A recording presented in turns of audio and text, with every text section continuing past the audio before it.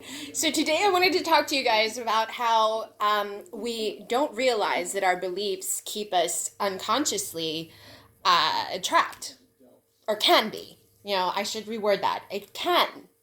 You know. So I want to give you guys an example. Um, this is gonna be fun. Okay, so let me give you an example. Someone is a celebrity, and it is their belief that people are judgmental towards celebrities. A lot of us are. This is an observation, right, that we make from just living every day kind of thing. Okay. Well, when we hold that vibration, we get to be on the receiving end of that too. So if you happen to be a celebrity that believes that, you're going to be on the receiving end of what you believe. This is huge. What I'm trying to say is, whatever it is that you believe is what you will live. And you've heard this a million times before, but can you understand it this way? So, for example, for me, I recognize everyone's divinity, and I often try to tell them about it. I try to tell them about their shared existence and how they are one with everything. And often, no, I'm not. That's what they say. No, I'm not. Another one is fun. Say you're a therapist and you believe that only God can heal. Well, if you don't understand that you are that God, then you will be living in a reality where people are not healing. Do you guys see this? So it's such a difficult thing to try and put into words, because even as I'm saying these things now, these observations that I've made and realizations, I am creating people that live like this. Huge. Anyway, that is my point, is that at all times we are shaping our reality with our beliefs. And so for those of us that believe, a big one, there's a ruling class elite that controls the world and blah, blah, blah, blah, and you are a helpless peon. Even if you fight against that, you still believe that. So the world will rise up. All 8 billion people in the world will rise up to say that, to be that for you, because your wish is their command.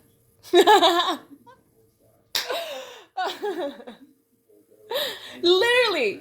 And so it's so funny. It's like I try to tell people that you are everyone at once, and I guess I should try and clarify this a little bit. So I will explain what I mean by that. So, especially because I realize that there are mental health professionals out there that, are like, I'm not that crazy person that I'm treating or whatever, that, I can understand that knee jerk reaction to what I say. So that's not what I mean. What I mean is, if you have been surrounded by, trained on, and all sorts of, things such as mental illness or things that happen in our society, that sort of thing, then they're already created. They're already created. Transcending that box means working on your programming. You have to go within. You have to examine your beliefs. You have to see, how did you get here?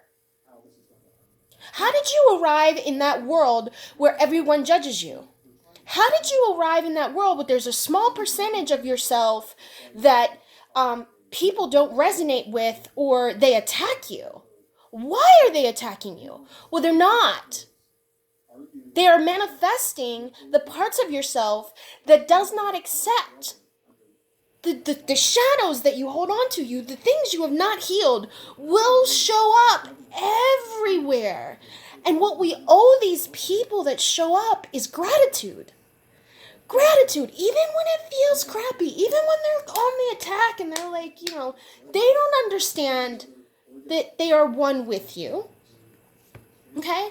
Now again, so let me clarify. What I'm trying to say is, your beliefs shape the illusion of the world you find yourself in, the 3D. So if these beliefs were formed by society, by television programming, television, if they were formed by your ancestral memories, even if they happened 200 years ago, they are still playing. to your time of reference of 200 years, because all time is now.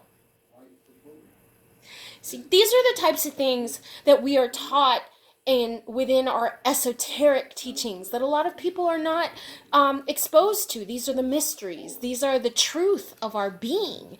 This is where my happiness comes from. This is where I am free, and I realize now that what we say creates everything. What we believe creates anything. So even when we believe we are stuck, we will be stuck. I mean, that's that simple. And I needed to hear that last night because I thought about it, and even, I have to watch what I say, because sometimes even in what I'm trying to explain here, how the reality is made, I'm trying to help people get unstuck. I'm trying to help them see what it is that they're missing. Like, how did you get to this point? How did you get into this life? Why are these things happening? Well, it's very simple. If you go within and you examine what you believe, you will come out on the other side with an explanation as to why you're in reality. This isn't up to God. This is up to us. You are God. You are the source. You are made in the image. You are everything that you behold, because they were formed in your consciousness, and then your consciousness is where everyone resides and everyone takes your cue. It's very interesting to me, because it's like I often try to tell people, oh my gosh, you're so special. And you are God incarnate, and it's such a pleasure to meet you. And people are like, no, I'm not. Okay, my bad. I was just dropping a seed. I'll walk away. Okay. I'm not bothered by it, because I recognize that's my past incarnation when I didn't know what I was. But I do know what I am. I know what you all are. You guys are the magnificent expression of our consciousness, of our shared consciousness. And every person gets their own version of what they see. We have a shared one too. We are both part and whole at once within our supraconsciousness. We have a part of our brain that simultaneously integrates us into the world to allow us to appear separate when we're not. Yes, that's how our brain is created. This is the ultimate part of your brain. And if you can find that, if you can understand that, if you can sneak your way into this part of your brain, then you are free. Then you are not on the receiving end of your beliefs that you don't know that you have. You will be on the receiving end of the beliefs that you purposely created. And that is the difference. That's what it means to be asleep and what it means to be awake. To know that everything you declare is. And I promise you, the more you apply it, the more you will see it. And then, just like every other master that has ever lived, you will form creation out of thin air. You will manifest whatever you want. You will see it clear as day. And every time you encounter another person, you will smile and say, hello. You are a reflection of myself in my past or present beliefs, future beliefs, whatever the case may be. And by past and future, what I'm really saying is we are the sum total of what we have yet to experience and understand, or the sum total of what we have already done. That's really all that we're encountering. So by past and future, what I'm saying is you are finding yourself in a point in time, this little point in time right here, where there are experiences you have yet to experience consciously. They're happening with or without you regardless. So these people appear as if they're from the future, because you have yet to experience it. But they're really just simultaneous reflections of yourself in time. And then on the other side, this is where empaths excel, like truly excel. And that is the part of you that encounters the people you used to be, the thoughts you used to have. Every thought creates a person, a place, or a thing. Every thought. I mean, it's the coolest thing in the world. And it's so difficult. Like, I have a friend, I love her to death, and she's so beautiful, and what she said to me was, for 3 years you have consistently been happy, joyous, and, like, just peace filled and real deep understanding of what you know. And I don't have that despite however long I go to church. I was like, okay.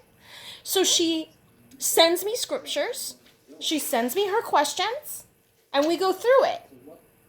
And when she's ready to, and she normally sees it, but it took her 3 years to take that step. And lately, she's been seeing things. Now, I don't always say what she believes, and so she needs a minute, and she'll come back, and she needs a minute, and she'll come back.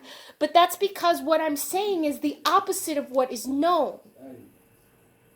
It's the opposite. Because what I teach comes from within the kingdom versus your earthly conception that has no idea that there is a world inside of you that you can consciously transcend, consciously be a part of, and look all over the place and see where you are everything. That world is self-realization. And it rocks. It rocks, it rocks, it rocks. Because now you can understand, okay, when I encounter something externally, I created that from within. I'm on the receiving end of my beliefs. And all that is needed is for me to change my beliefs. But if you don't know what you believe because it's been playing in the background for so long, we don't recognize our own creations. This is what I mean by being the source or being at one with everything. I'm not saying that you are physically that other body and what they do and what have you. No, but that creation was made instantly with your thoughts. The thoughts we share. That is powerful, you guys. That's what I'm trying to say. That's the sort of thing that will bring you the peace that you're looking for, because then you're no longer on the receiving end of your unconscious creations. Be careful what you write down. Be careful what you believe. Be careful what you're saying to yourself, because 7 or 8 billion now, people will take their cue from you and take that and run with it, and you will encounter it in time. It's that simple. It's that simple. It's so, whoo! It's good. It's good, you guys. If you can capture this, you're free. And so I will continue to talk about it. I'll continue to share. And I hope everyone's having such a good day. I hope everyone feels amazing. I hope everyone's feeling energetic and great and good. Because that's what it feels like when you're within. You cross over. Like last night I discovered that I was what the word Hebrew meant, the root, and that it originally meant Ivri, one that crossed over. And that's who I am. That makes me a Hebrew. And everyone is. It is not, I'm not saying that there isn't a religion. I'm saying the way that the concept was used applies to everyone.